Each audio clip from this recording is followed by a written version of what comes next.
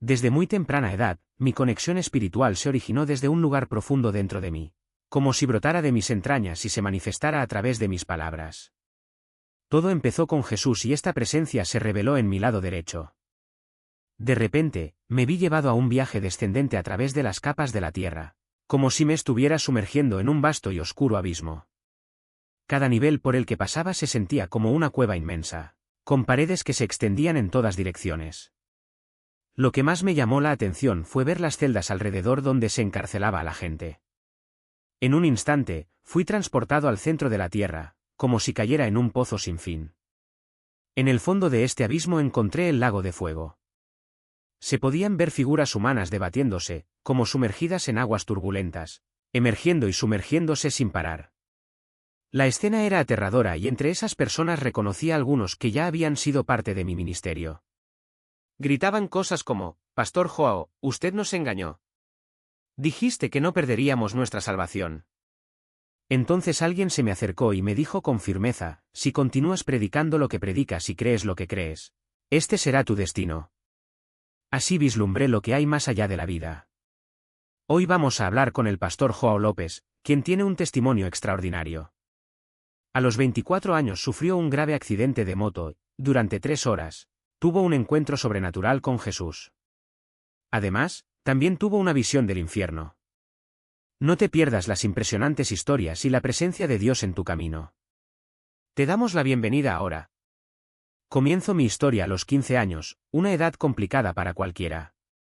Crecí en una familia que se decía cristiana, pero solo más tarde, a esa misma edad, decidí entregar mi vida a Jesús como mi Señor y Salvador.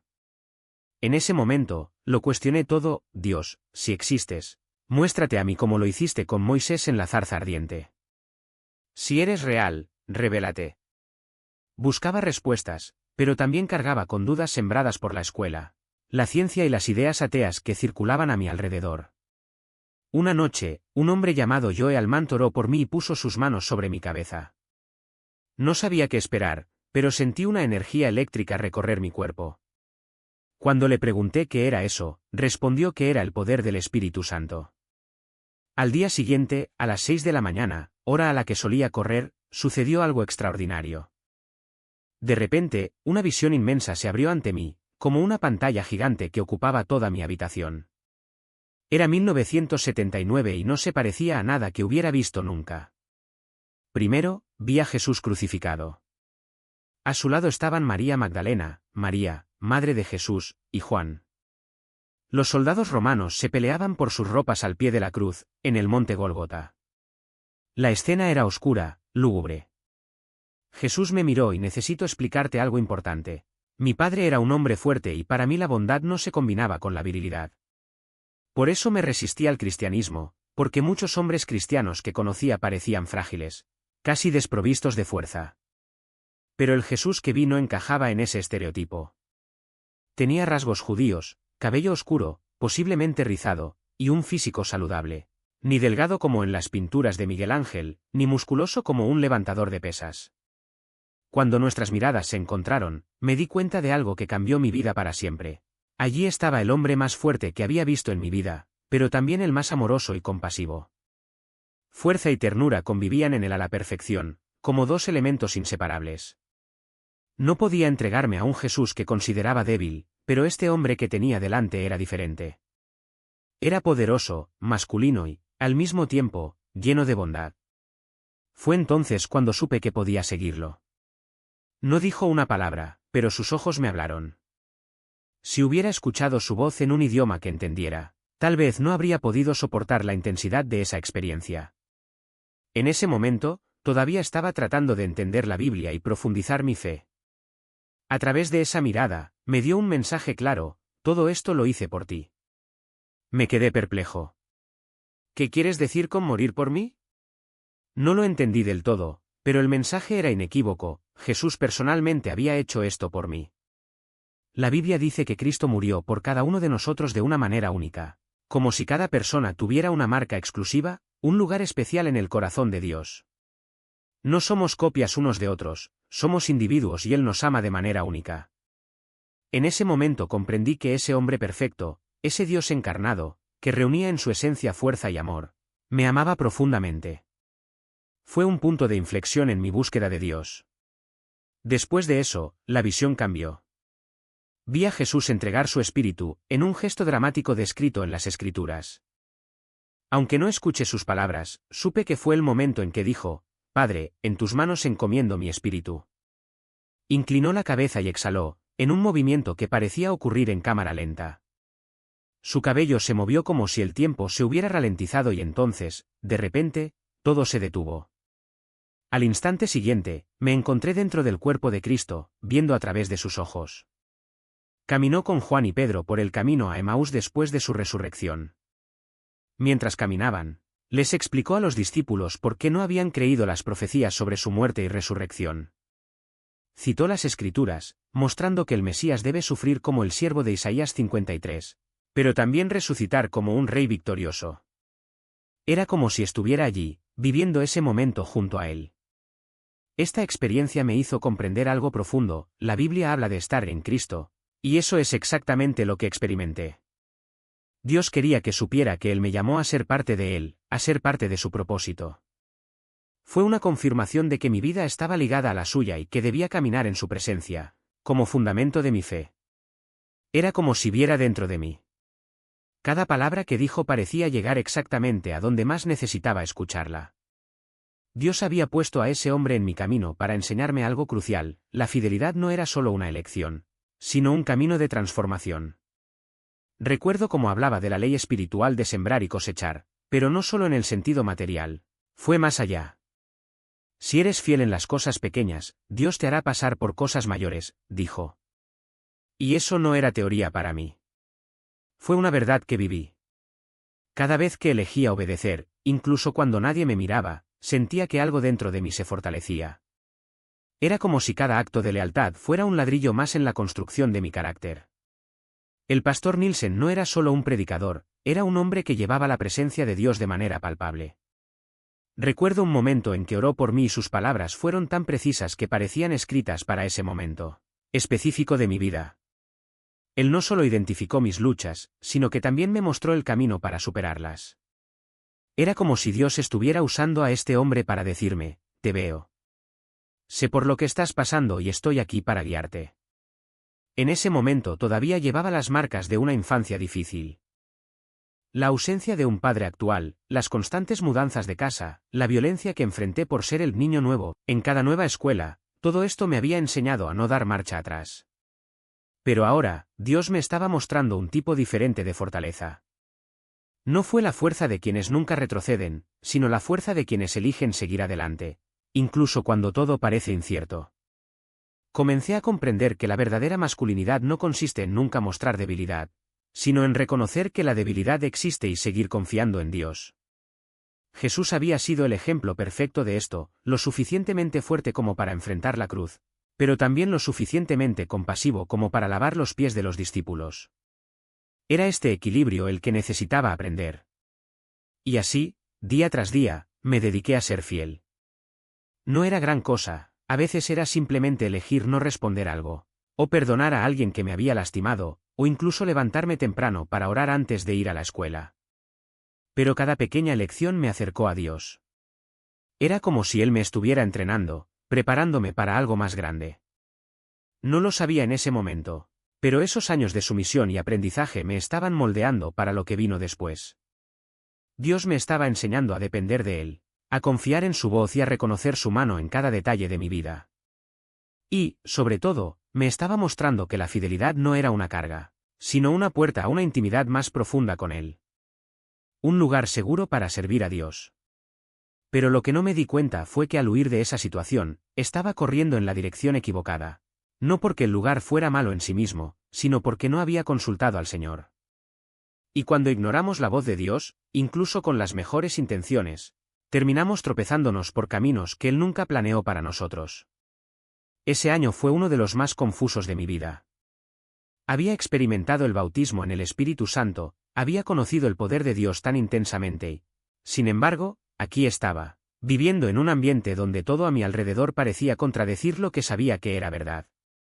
No fue una caída repentina, sino un deslizamiento gradual, como arena que se desliza entre los dedos. Todavía oraba, Todavía leía la Biblia, pero algo dentro de mí se estaba alejando. No fue una rebelión absoluta, sino una especie de entumecimiento espiritual, como si estuviera tratando de convencerme de que podía vivir al límite sin caer. Y entonces llegó la llamada. No fue un trueno del cielo ni una visión dramática, fue una voz suave y persistente que conocía muy bien. Ion, ¿recuerdas la profecía que puse sobre tu vida?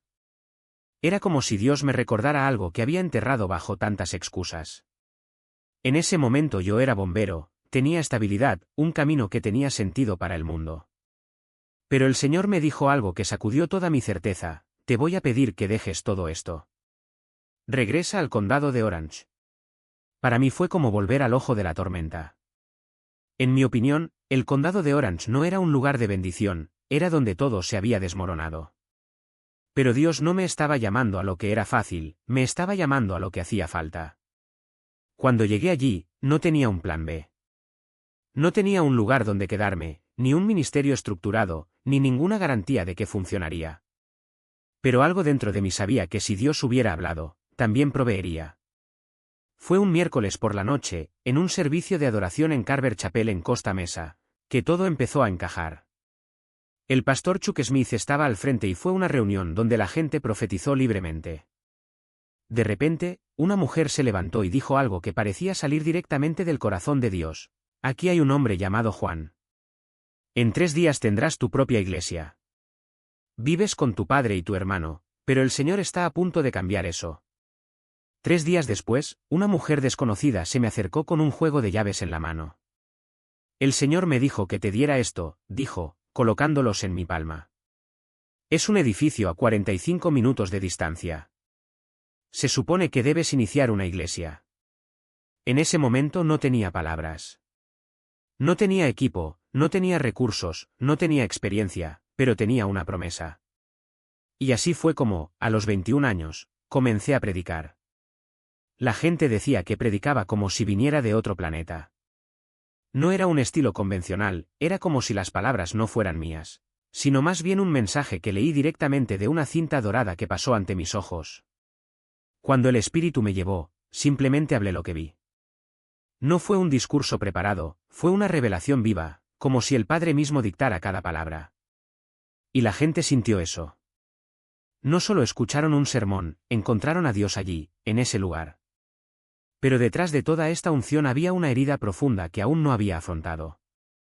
El rechazo, el abandono, el abuso que sufrí cuando era niña. Todo esto había dejado marcas que traté de ignorar.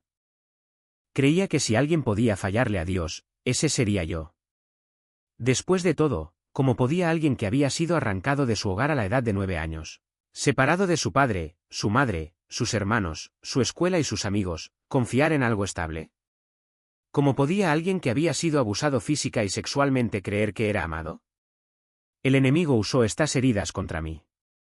Él susurró: mira lo que has hecho. Después de tantos años de servir a Dios, caíste durante un año entero.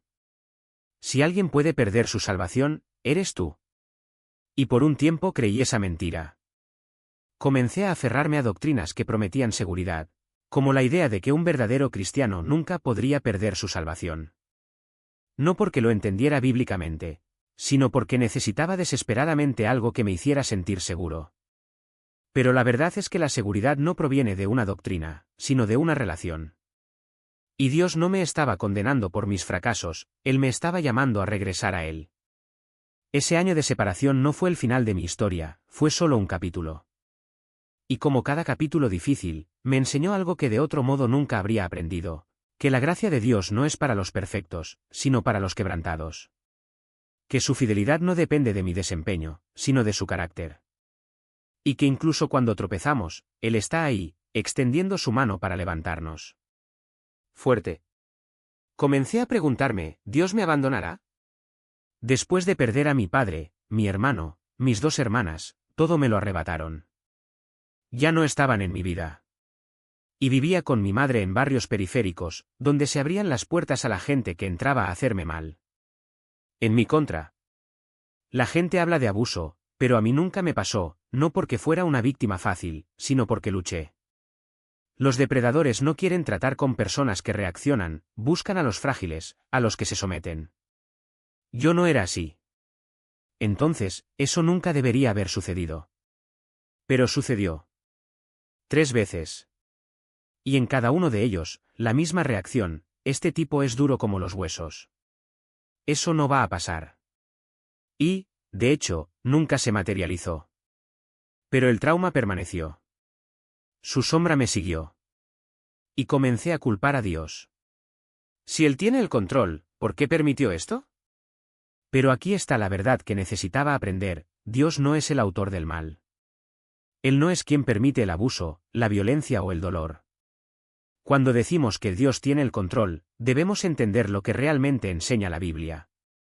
Dios no es un dictador cósmico. Él nos ha dado autoridad para traer su reino a la tierra, no en el sentido de una teología de dominación, sino en el sentido de que estamos llamados a ser luz en medio de las tinieblas. El Dios de este mundo, a quien Jesús llamó el príncipe de este mundo, es el que busca robar, matar y destruir. Fue Satanás quien recibió dominio temporal cuando el hombre pecó. Y él es quien instiga la trata de personas, la violencia doméstica, las drogas, la opresión. Dios no planeó nada de esto. Él no es responsable de las cicatrices que llevamos. Vivimos en un mundo caído, habitado por personas que aún no conocen a Cristo. Y fue en este mundo donde llevé las marcas de lo que sufrí. Como un joven que fue golpeado 3 veces, que perdió a su padre, que fue abandonado por su madre, ella misma admitió que no estuvo presente en mi vida, como alguien que escuchó de los demás: ¿cómo te criaste sola? Y tuve que responder: me crié, como alguien que apareció en 60 minutos como uno de los últimos niños. Esos completamente abandonados por sus padres y abandonados a sobrevivir solos. Sé lo que es sentirse solo. No tuve un padre. No tenía madre. No tenía hermanos. No tenía hermanas. No hubo nada. Me acosté en mi habitación, acurrucada en posición fetal, llorando hasta que no me quedaron más lágrimas. Cuando salí de esa casa, estaba listo para pelear. Recuerdo haberme arrastrado por el suelo, acurrucado, sin entender lo que había pasado. Tenía una familia, un hogar, un padre, una madre, un hermano, 2 hermanas. Y de repente, todo fue arrancado. Estaba solo. Y decidí: voy a sobrevivir. Nadie me hará daño. Si lo intentan, lucharé. Era como un gato acorralado, dispuesto a atacar. Este dolor me hizo dudar de la fidelidad de Dios. Si Él era bueno, ¿por qué lo permitió? ¿Por qué me dejaste pasar por todo esto? Y así fue como me convertí en un calvinista radical. Creía que si Dios había elegido a algunos para la salvación, entonces nada de lo que yo hiciera podría cambiar eso. Pero sucedió algo extraño: cada vez que predicaba el calvinismo, sentía que el Espíritu Santo se alejaba. La presencia de Dios pareció desaparecer. Sin embargo, cuando prediqué lo que Él realmente me dijo que predicara, la gracia que nos sostiene, la necesidad de perseverar hasta el fin, el fuego regresó. Fue entonces cuando me di cuenta: el calvinismo, en esencia, es una forma de incredulidad. Puede parecer fe: creo que nunca perderé mi salvación, pero es una negación de la misericordia de Dios, su fidelidad, su gracia.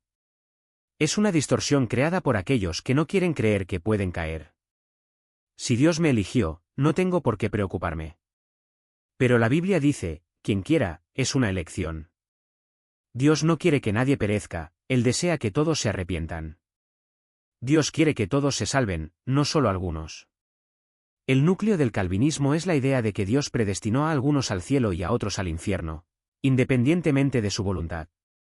Como dijo John Wesley a un predicador calvinista: tu Dios es el peor de los demonios, porque muestra misericordia a algunos y condena a otros más allá de la salvación.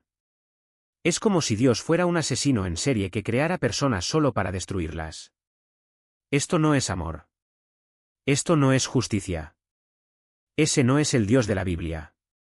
También enseñan la seguridad eterna, la idea de que una vez salvo, siempre salvo, sin importar lo que hagas. Usan términos teológicos como perseverancia de los santos, pero en el fondo es filosofía humana: si creo, nada me podrá separar de Dios. Pero la palabra dice que debemos perseverar hasta el fin. No es una garantía automática, es un llamado a la fidelidad. Y fue en esta creencia que comencé a perderme.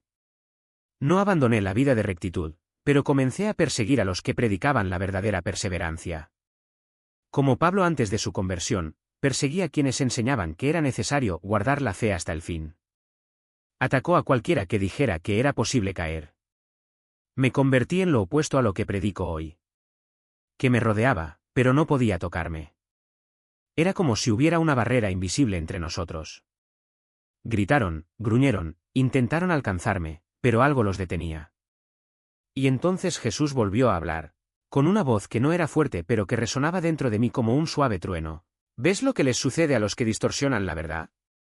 No solo se extravían, sino que arrastran a otros consigo. En ese momento, no fue el miedo lo que me invadió, fue la claridad. Siempre supe que la Biblia hablaba de la posibilidad de caer en desgracia, pero había construido toda una teología para negarlo. Y ahora, allí, ante la realidad que yo mismo había rechazado, todo lo que creía saber se desmoronó. No era una cuestión de interpretación, sino de vida o muerte. No se trataba de tener razón en un debate, sino de salvar almas de un destino que yo mismo podía compartir. Jesús no me mostró eso para condenarme, sino para despertarme. No dijo ya estás condenado, sino si continúas así, lo estarás. Y esa distinción marcó la diferencia. Porque, en ese momento, comprendí que la misericordia de Dios todavía estaba disponible, pero solo si estaba dispuesto a cambiar. Cuando desperté, todavía estaba en el sofá de mi habitación, pero todo había cambiado. Ya no era el mismo hombre. El que perseguía a quienes creían en la posibilidad de perder la salvación temblaba ahora ante la verdad que había negado. ¿Y lo más irónico? Sabía las escrituras de memoria. Conocía cada versículo que hablaba de perseverancia, de vigilancia, del peligro de la apostasía. Pero había torcido cada uno de ellos para adaptarlos a mi teología. Fue entonces cuando comencé a hacer una pregunta que nunca antes había hecho, ¿y si me equivoco? No fue una duda pasajera, sino una convicción que ardía dentro de mí. Y por primera vez permití que la palabra de Dios hablara por sí misma, sin filtro, sin distorsión. Fui al libro de Hebreos y leí, porque si pecamos voluntariamente después de haber recibido el conocimiento de la verdad, ya no queda sacrificio por los pecados, Hebreos 10 y 26. Y luego, en 2 Pedro 2, 20-22, las palabras me golpearon como un martillo. Porque si después de haber escapado de las impurezas del mundo mediante el conocimiento del Señor y Salvador Jesucristo, son nuevamente atrapados en ellas y vencidos, el último estado les será peor que el primero. Siempre había explicado estos versículos como si fueran excepciones, casos aislados, pero nunca como una verdadera advertencia. Y allí, ante la visión que había tenido, ya no podían ser ignorados. La Biblia no hablaba de personas que nunca habían sido salvas, sino de aquellos, como yo, que habían conocido la verdad y luego la abandonaron o, peor aún, la distorsionaron. Lo que me salvó no fue solo la experiencia sobrenatural, sino el hecho de que después de ella volví a las Escrituras con el corazón quebrantado. Ya no era el teólogo arrogante que lo refutaba todo, sino un hombre dispuesto a dejarse corregir. Y así fue como comencé a predicar no lo que quería que dijera la Biblia, sino lo que realmente decía. Hoy, cuando miro hacia atrás, veo que Dios no me mostró eso para avergonzarme, sino para rescatarme.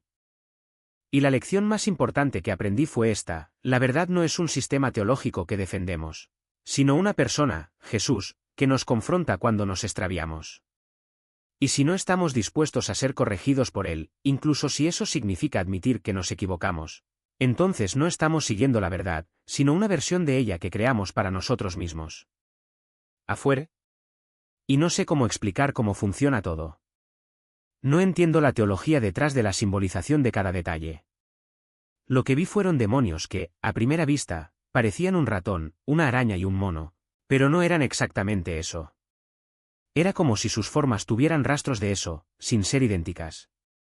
Es difícil de describir, pero se pueden reconocer las características, como si fueran una distorsión de lo que sabemos. Empezaron a burlarse de mí, a decir cosas terribles. No repetiré todo lo que escuché, pero fueron maldiciones, palabras que desgarraron el alma. Y entonces sucedió algo que no puedo explicar racionalmente: comencé a escuchar no solo a esos tres, sino millones de voces demoníacas maldiciéndome. Cada uno de ellos. Entendí cada palabra, cada tono, cada intención detrás de esas voces. No sé cómo es posible, hasta el día de hoy no tengo una explicación lógica. Humanamente sería imposible, si 3 personas hablaran al mismo tiempo, ya no podría distinguir nada. Pero allí escuché y entendí cada una de esos millones de voces. Y su peso era insoportable. La presión era tan grande que comencé a hundirme en la desesperación. Era como si mi mente fuera a hacerse añicos, como si me fuera a volver loco para siempre, condenado a escuchar ese coro de odio por toda la eternidad. No hubo escapatoria. El tormento fue indescriptible. Y entonces, en medio de esa oscuridad, clamé, Creador del cielo y de la tierra, ten piedad de mí. En el mismo momento, Jesús apareció a mi lado derecho, como antes. Y él dijo, paz. Cálmate, hijo mío. Cuando esas palabras salieron de su boca, lo sentí y yo comenzamos a elevarnos juntos, como si nos volvieran a subir. Y entonces, de repente, estaba de vuelta en mi cuerpo, sentada en el sofá de esa habitación. Me temblaban las manos, mi corazón latía fuera de control. Estaba exhausto, conmocionado, pero lo suficientemente lúcido como para comprender una cosa: el infierno es real. No es algo que puedas ignorar, esconder bajo la alfombra o tratar como una metáfora. Esa experiencia me sacudió tanto que se convirtió en un punto de inflexión. Fue allí donde me di cuenta de cómo había distorsionado las Escrituras. Cómo, en lugar de confiar en lo que Dios decía, había construido una teología que servía a mis miedos e inseguridades. Irónicamente, después de eso creí aún más profundamente que cuando me consideraba calvinista. ¿Cómo esto?, puedes preguntar. Porque el calvinismo muchas veces no pone la fe en Jesús, sino en un sistema. Mi fe, ahora, está en Cristo mismo.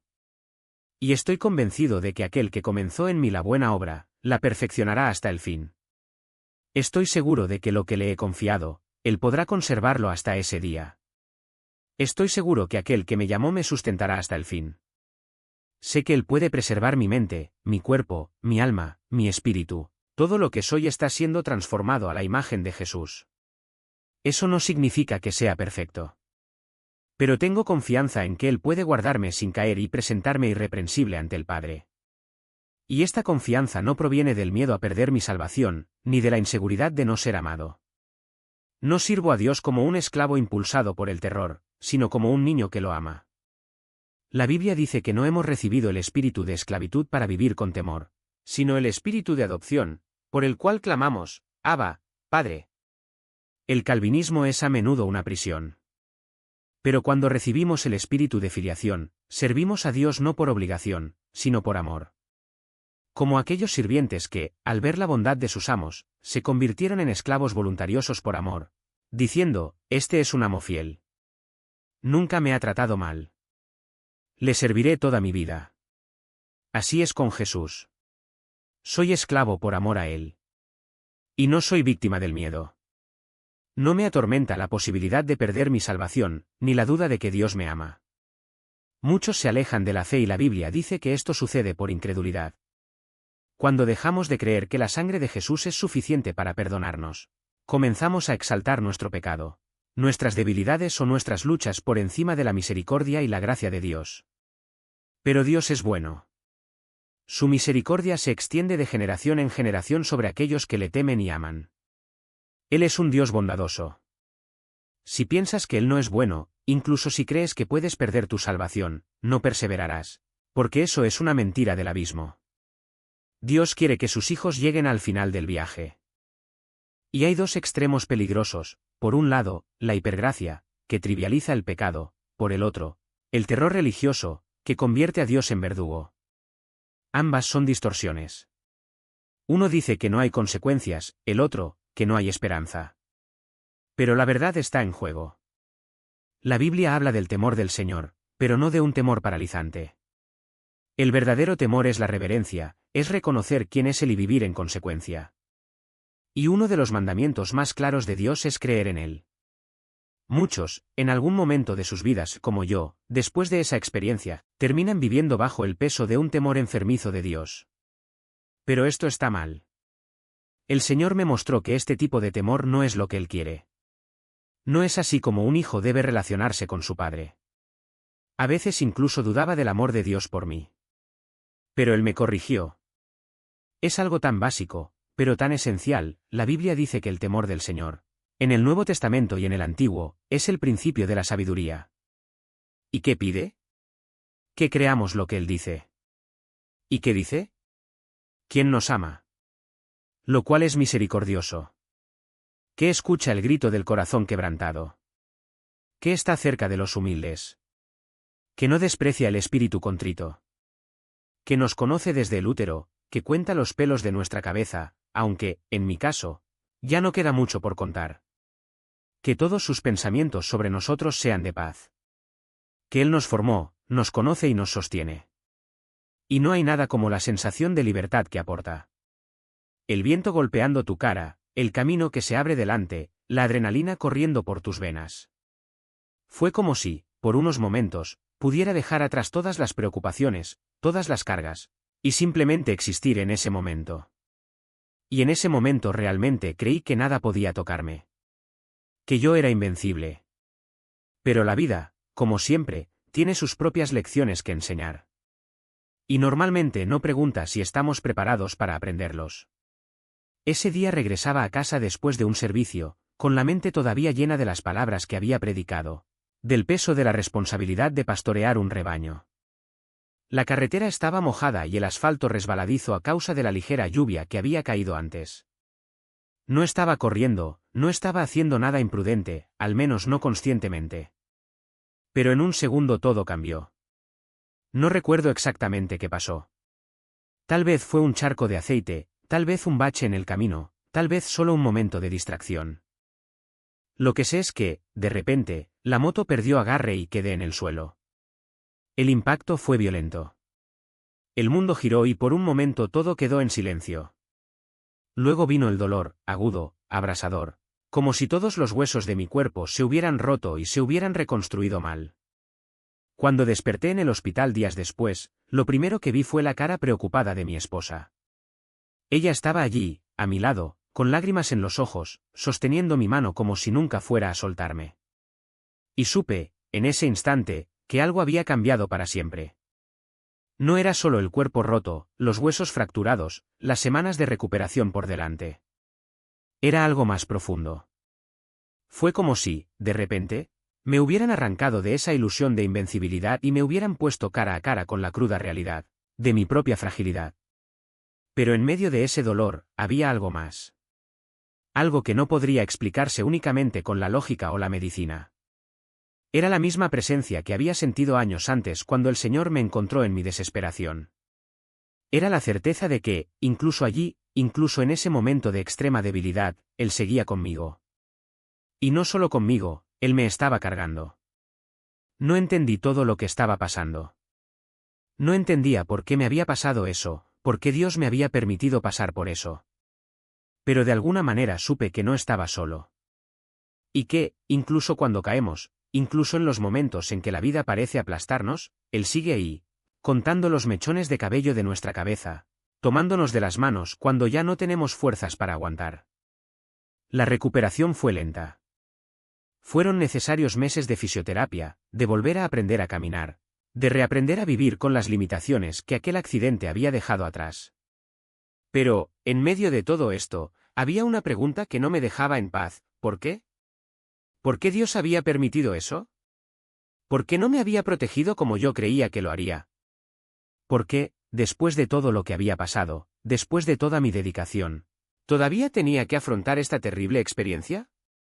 Fue entonces cuando comencé a comprender algo que, hasta el día de hoy, considero una de las verdades más profundas de mi camino: Dios no nos prometió una vida sin dolor. Él no nos prometió que nunca caeríamos, que nunca sufriríamos, que nunca seríamos quebrantados. Lo que Él nos prometió es que nunca nos dejaría solos. Que, incluso cuando caemos, Él estará ahí para levantarnos. Que incluso cuando no entendemos sus caminos, podemos confiar en su amor. Y eso es lo que me sostuvo. No la certeza de que nunca volvería a caer, sino la certeza de que, si lo hiciera, Él estaría allí para ayudarme a levantarme. No la ilusión de que era lo suficientemente fuerte para afrontar todo solo, sino la convicción de que su fuerza se perfecciona en mi debilidad. No la idea de que tenía todas las respuestas, sino la paz de saber que Él las tiene, incluso cuando no puedo verlas. Ese accidente no fue el final de mi historia. Fue solo un capítulo más. Y, en cierto modo, era un capítulo necesario. Porque fue allí donde aprendí, de una vez por todas, que la fe no se trata de no caer nunca. La fe consiste en confiar en que incluso cuando caemos, Dios está ahí para levantarnos. Que incluso cuando no entendamos, podamos descansar en su amor. Que incluso cuando todo parece desmoronarse a nuestro alrededor, Él sigue siendo el mismo, fiel, misericordioso, presente. Y si hay algo que me gustaría que recordaras hoy es esto: Dios no espera que seas perfecto. Él no espera que nunca cometas un error, que nunca caigas, que nunca dudes. Él está esperando que confíes en Él. Que puedas levantarte, incluso cuando estés sufriendo, y decir: Señor, no entiendo, pero confío en ti. Porque, al final, no es nuestra fuerza la que nos lleva hasta el final. Es suyo. No es nuestra fidelidad lo que nos sostiene. Es suyo. No es nuestra capacidad de no caer nunca lo que nos define. Es su capacidad para levantarnos, en todo momento. Pero esta es la verdad que debemos comprender: el mundo siempre intentará convencernos de que nuestros límites son definitivos. Los médicos, las estadísticas, incluso las personas que nos aman, todos pueden ver una situación y decir: esto no tiene remedio. Nunca volverás a caminar. Nunca volverás a ser el mismo. Y, por un momento, incluso lo creímos. Porque el dolor es real. Las cicatrices son reales. La parálisis, el miedo, la incertidumbre, todo esto pesa como una piedra en el pecho. Pero Dios no mira lo que es. Él mira lo que puede ser. No solo ve huesos rotos y nervios dañados, ve un cuerpo que Él creó, un espíritu que Él respiró y una historia que aún no ha terminado de escribir. Cuando los médicos dijeron que no sobreviviría, Él ya estaba trabajando. Cuando las enfermeras me miraron con lástima, Él me envolvió en su gloria. Cuando el mundo dijo imposible, Él respondió: yo soy el Dios de lo posible. ¿Y sabes qué es lo más increíble? No fue mi fe lo que me sanó. Era suyo. No fue mi fuerza la que me levantó. Era suyo. No fue mi determinación lo que me hizo caminar de nuevo. Era su poder fluyendo a través de mí, como ese aceite que corría de mi cabeza, tocando cada parte rota de mi cuerpo. Porque, al fin y al cabo, no somos nosotros quienes hacemos los milagros. Somos simplemente los vasos, frágiles, imperfectos, a veces incluso poco confiables, que Él elige usar. Y aquí está la lección que nadie nos enseña: Dios no necesita nuestra perfección para hacer su obra. No espera que tengamos todas las respuestas. Él no requiere que seamos fuertes todo el tiempo. Solo pide una cosa: que confiemos. Incluso cuando el dolor es insoportable. Incluso cuando las puertas se cierran. Incluso cuando el mundo entero dice no. Porque en el momento en que dejamos de confiar en nosotros mismos y empezamos a confiar en Él, sucede algo extraordinario. Las leyes de la naturaleza se doblan. Las estadísticas pierden sentido. Y lo que era imposible se convierte en una página más de la historia que Dios está escribiendo, contigo, a pesar de ti y para ti. Entonces, si hoy estás acostado en una cama de hospital, atrapado en una silla de ruedas o luchando con un dolor que parece no tener fin, recuerda: Dios no ha terminado contigo.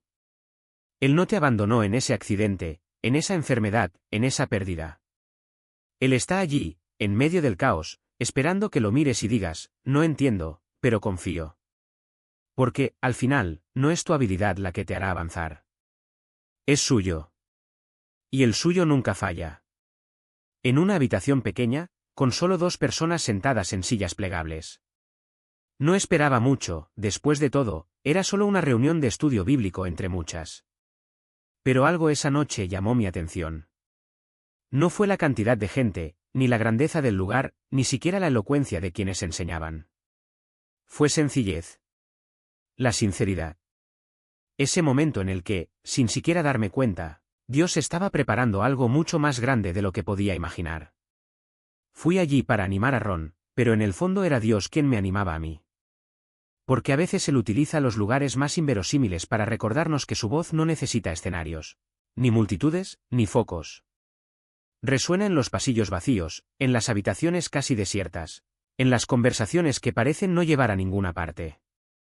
Y fue allí, en esa reunión de solo 3 personas, que comencé a comprender una verdad profunda. Dios no mide el éxito por el tamaño de la audiencia, sino por la profundidad del corazón. Después de esa noche, algo cambió. No fue una revelación atronadora, ni una señal sobrenatural con fuego del cielo. Era algo más sutil pero igualmente poderoso, una convicción creciente de que Dios me estaba llamando a algo nuevo. No fue un llamado a ser el centro de atención, sino a ser un instrumento, aunque sea imperfecto, aunque sea inseguro, aunque no tenga todas las respuestas. Y así, poco a poco, lo que empezó como un simple gesto de apoyo se fue convirtiendo en algo más grande. Ron y yo seguimos viéndonos. El grupo creció. No porque hayamos hecho algo extraordinario, sino porque Dios usó nuestro carácter. Y de repente estábamos pastoreando una iglesia. No una mega iglesia con miles de miembros, sino una pequeña comunidad, donde la gente se conocía por su nombre, donde el dolor se compartía sin máscaras, donde la presencia de Dios no era anunciada por luces y efectos especiales, sino sentida en la quietud de un abrazo o en el silencio de una oración. Por supuesto que hubo desafíos. Siempre lo hay. Hubo momentos de duda, de cansancio, de preguntas. Hubo noches en las que me preguntaba si estaba en el camino correcto, si tenía sentido, si Dios realmente estaba actuando o si todo era producto de mi imaginación. Pero en cada uno de esos momentos, Él me recordó esa noche, la noche en que fui a animarme y terminé siendo animado. La noche que aprendí que el llamado de Dios no siempre viene con un guión, pero siempre viene con su presencia. Y hoy, cuando miro hacia atrás, veo que no era el tamaño de la iglesia lo que importaba, ni el reconocimiento, ni los resultados visibles. Lo que realmente marcó la diferencia fue la fidelidad de Dios al guiarnos. Incluso cuando no vimos el siguiente paso, y nuestra fidelidad al decir sí, incluso cuando no entendíamos el plan. Porque al final no se trata de construir imperios. Se trata de construir vidas. Y las vidas no se construyen con estrategias sofisticadas, sino con amor constante, con paciencia, con la voluntad de estar presente, incluso cuando nadie más está mirando. Mi esposa y yo hemos pastoreado juntos durante todos estos años y puedo decir con certeza, no fue fácil. Hubo tormentas, hubo pérdidas, hubo momentos en que lo único que nos mantuvo en pie fue el recordatorio de que Dios no nos llamó al consuelo, sino a la misión. Y la misión a veces duele. A veces requiere sacrificios. A veces nos hace cuestionarlo todo. Pero también nos llena de una alegría que no se puede explicar, una paz que no depende de las circunstancias, una esperanza que no se desvanece, ni siquiera en las noches más oscuras. ¿Y sabes qué es lo más increíble? Dios no necesita héroes. No necesita personas perfectas, ni superpastores, ni predicadores elocuentes. Necesita gente dispuesta. Personas que, incluso con miedo, dicen, aquí estoy. Personas que, aún sin comprender, confían. Personas que, aunque estén heridas, siguen amando. Porque, al final del día, el milagro no está en lo que hacemos, sino en quién es Él. Y Él nunca cambia. Nunca falla. Nunca nos abandona, ni en los hospitales, ni en sillas de ruedas, ni en las habitaciones vacías, ni en los momentos en que todo parece perdido. Entonces, si hoy estás en un lugar pequeño, en un ministerio que parece insignificante, en una situación que nadie más ve, recuerda, Dios está obrando. Siempre trabaja detrás de escena. Y, a menudo, los mayores milagros ocurren justo donde nadie mira. Porque el reino de Dios no se mide en números, sino en transformación. Y la transformación comienza cuando alguien dice, sí, Señor. Aunque sea solo yo. Aunque sea de aquí. Aunque nadie más entienda. En un lugar escondido. Imagínense, 2 hombres, con un sueño que parecía imposible, decidieron iniciar algo en lo que nadie más creía. No había público, no había aplausos, no había un gran escenario. Eran solo ellos, una visión y la certeza de que Dios tenía el control. ¿Y sabes qué pasó? En 3 meses ya eran 45 personas reunidas. Una iglesia nació, creció y se convirtió en una comunidad fuerte, que duró 14 años. No fue por casualidad. Fue porque cuando Dios inspira, también fortalece. Cuando Él llama, Él mismo abre el camino. Y lo que Él determina, Él lo sostiene. A menudo pensamos que necesitamos un ejército para empezar algo grande. Pero la verdad es que Dios no necesita multitudes para realizar milagros. Necesita gente dispuesta a decir sí incluso cuando todo a su alrededor dice no. Incluso cuando solo son dos. Incluso cuando nadie más lo entiende. Porque el reino de Dios no se construye con números, sino con fe. Y la fe es creer que, donde estás, Dios ya está obrando. Y aquí está la clave: lo que dices sobre ti mismo y tu situación determina lo que cosechas. Si siembras palabras de duda, cosecharás incertidumbre. Si siembras miedo, cosecharás parálisis. Pero si eliges declarar lo que Dios dice de ti, sucede algo extraordinario. La palabra de Dios no es solo un texto antiguo, está viva, activa y capaz de transformar realidades. Cuando profetizas la verdad de Dios sobre tu vida, activas el poder que ya está dentro de ti. Así que empieza hoy. No esperes a que las circunstancias cambien para luego hablar bien de ti mismo. Hable primero y observe cómo se alinean las circunstancias. Di: Señor, tú me amas. Tú estás conmigo. No estás contra mí, sino a favor de mí. Tienes planes de paz para mí. Tú me librarás. Tú me guardarás. Tú me salvarás. Soy bendito. Soy la justicia de Dios. Soy una nueva creación. Soy sanado por las heridas de Jesús. Soy amado. Soy amado con el mismo amor con el que el Padre ama al Hijo. El Espíritu Santo habita en mí. Soy parte del amado. Estoy en el Padre, Hijo y Espíritu, soy bendito. Estas no son solo palabras bonitas. Son semillas de vida. Y cuando las plantas con fe, crecen, dan frutos y cambian todo a su alrededor. El enemigo quiere que hables de muerte, fracaso, miedo, limitación. Pero Dios quiere que hables vida. Que estés de acuerdo con el reino que ya está dentro de ti. Porque el reino de Dios no es algo lejano. Él está en ti. Y es de adentro hacia afuera que las cosas cambian. Así que no profeticéis sobre lo que veis. No profetices sobre lo que sientes. No profetices sobre las circunstancias. Profetizar basado en lo que Dios dice.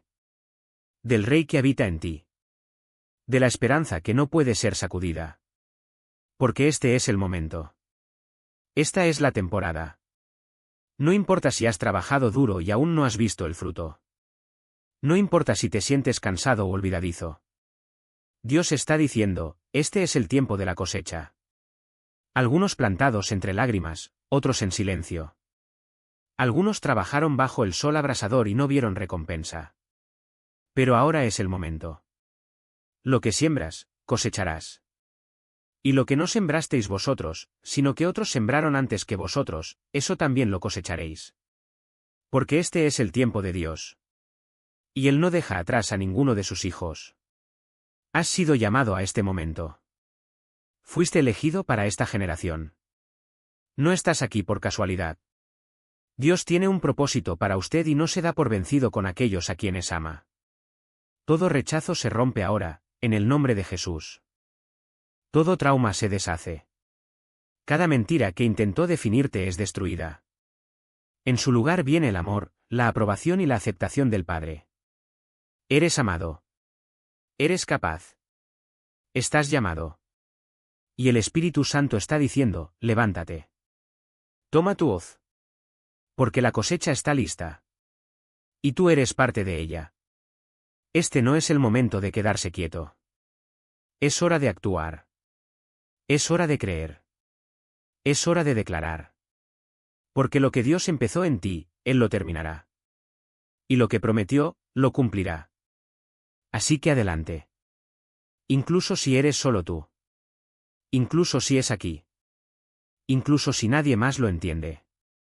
Dios está contigo. Y Él siempre cumple lo que promete. El Espíritu de Dios está declarando sobre aquellos que están por hacer una obra poderosa en la tierra a través de su iglesia en estos últimos días. No es una vocación común. No es una tarea cualquiera. Es el momento en que Dios elige manos, pies y voces para manifestar su poder, para traer transformación, para escribir la historia. Y en el nombre de Jesús, simplemente nos rendimos al Padre. Lo exaltamos. Lo glorificamos. Porque Él es digno. Porque Él es fiel. Porque Él es el sí de todas las promesas. Lo que dijo, lo hará. Lo que Él ha planeado, Él lo ejecutará. Y cuando Él dice sí, no hay lugar para la duda ni para la vacilación. Eres ese sí. La Iglesia es ese sí. Cada palabra profética, cada sueño plantado en tu corazón, cada promesa susurrada por el Espíritu, todo es un sí de Dios para ti. Y cuando Él dice sí, el cielo se mueve, lo imposible se dobla, y lo que parecía lejano se hace realidad ante tus ojos. Así que levántate. Abre la boca. Extiende tus manos. Porque el sí de Dios no es solo una respuesta, es una convocatoria. Es la invitación a participar de algo más grande que uno mismo, algo que va más allá de su comprensión, algo que marcará generaciones. Y cuando usted responde sí, el cielo responde sí, sí, sí, sí. Porque con Dios nunca es demasiado tarde. Nunca es demasiado imposible. Nunca estás demasiado solo. Él te está diciendo sí hoy. Y su sí lo cambia todo.